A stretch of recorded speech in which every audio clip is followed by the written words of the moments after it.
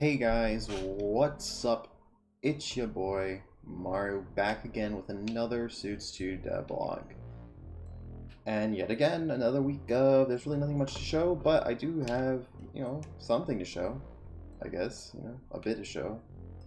So, another short video, just me showing you some more stuff we've been doing, just with the battles, just a little update really. It's more of an update at this point, not really much of a oh, here's what's new. But that's the point of these devlogs, to get to you guys every week and make sure you guys know what is happening with Suits 2. So, you might be like, well, geez, it's like, what, week 3 and there's still nothing really new? Well, that's what you should expect from game design, honestly. It's always going to be like that. It's kind of just like, yeah, nothing new to see. It's always nothing new to see. I can show you guys the code, and I could go through all the code stuff, but you're probably going to fall asleep and quit watching this video. And really what you want to see is like action. So this is one of the enemies that I was testing. He does not have his skills yet, but you have placeholders. Skills are kind of just there for now.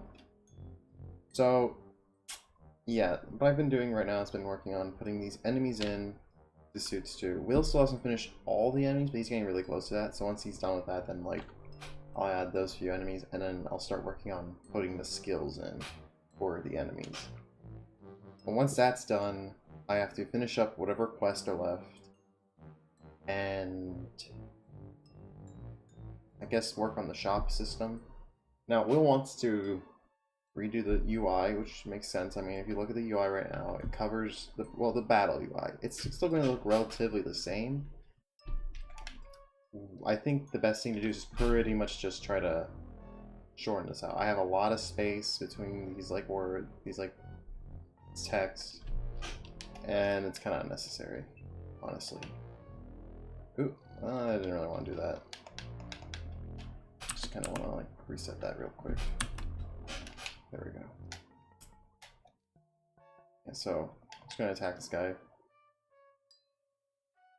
We got this, really sick transition stuff. Pretty sure you guys seen the last video. I don't remember. It's been a while. So I had to do some. Here's the boring stuff. So I kind of I kind of modified significantly the. Oh, I guess not that significant. It's just a bit of modification to the way the enemies' skills work. I just did this to make it easier. So normally, if this enemy were to do something like he says Cashman, Smashman, or whatever, that doesn't normally. That's not what he's supposed to do. But it is a skill that is for one enemy, and normally the skills would work something like this. Let's get rid of this and let's go into our code here. So if I open up the battle scripts, I have pretty much like a bank of a database of all the moves, and I have their names like written down as these regions. This just helps this just helps with like knowing what these moves are. And originally each thing would have like a sprite to set to, if that makes any sense. Like, so when this move is done, like just set it to the sprite of like the cash golem or something. And that would be like if you use that on any other enemy, they would all turn into cash golem for a second and turn back to like their normal selves. But I thought, what if I wanted to just like actually recycle a skill? Let's say like Big Suck was being used on some other enemy at some point. But maybe it's like, still the same thing, no change in the code, but different sprite. Well, I implemented a new thing here, so a new argument into the script that's called sprite. It's argument 3, and it's a very simple change, but it took me a while to actually go through all of it and change it. So when the player does his stuff,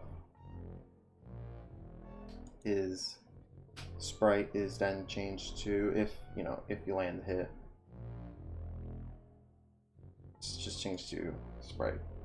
So here, we have this code here. It checks a chance, the bonus chance, and boom. Yep.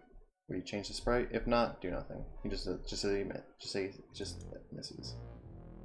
So a nice change. I might have to do that with the player skills.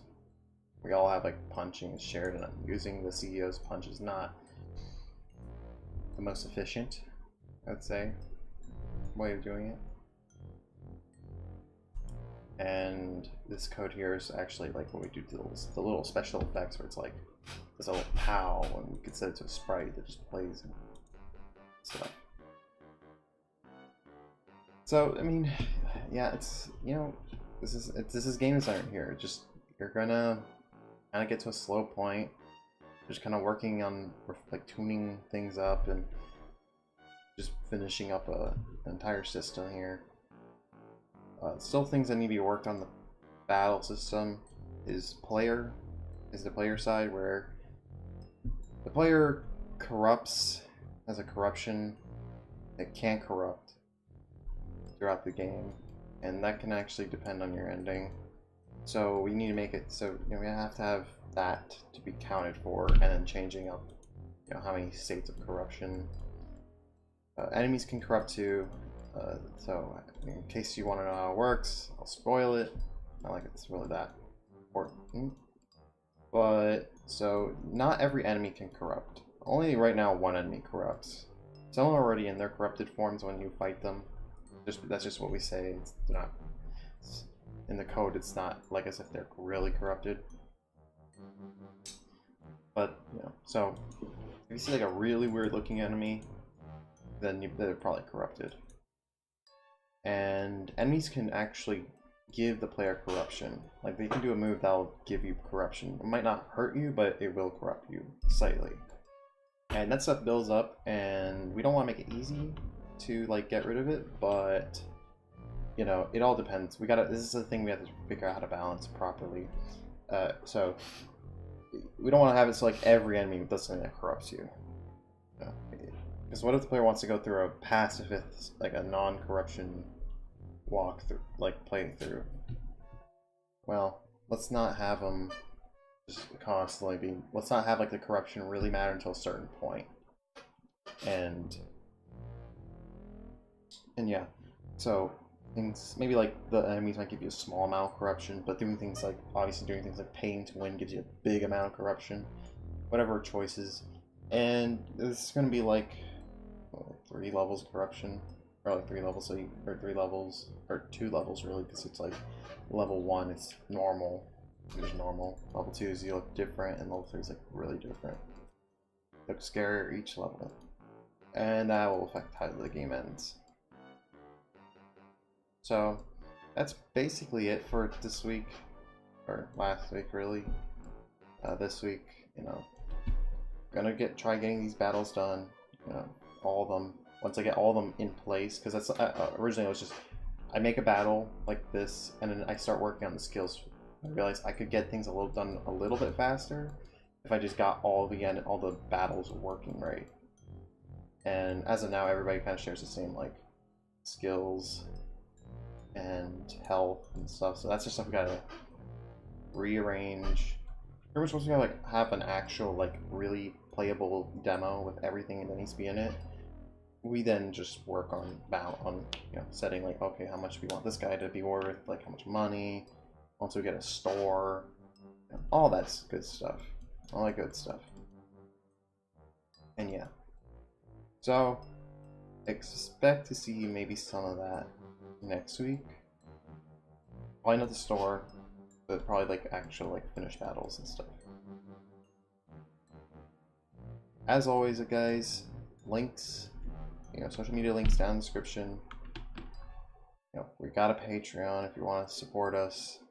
Suits Absolute Power, Suits 2, whatever you want to call it. It's Absolute Power by like legal name. Suits 2 is just what we call it, you know, here.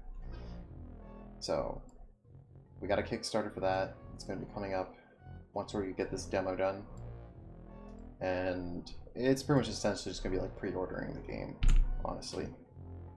You pay the $5, you're getting like, you just get the game.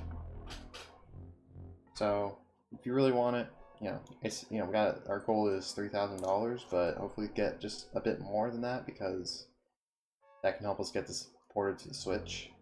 But it's really costly to actually get this thing on the Switch. Thank you, Game Maker, for making it so expensive.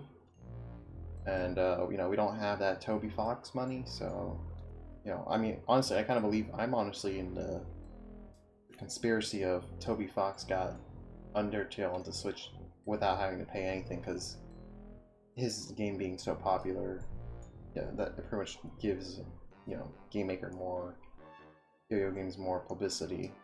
I don't know. Maybe he did pay. Maybe like, hey, you want to try this beta? That charge you, but I doubt it. I doubt they planned this all along.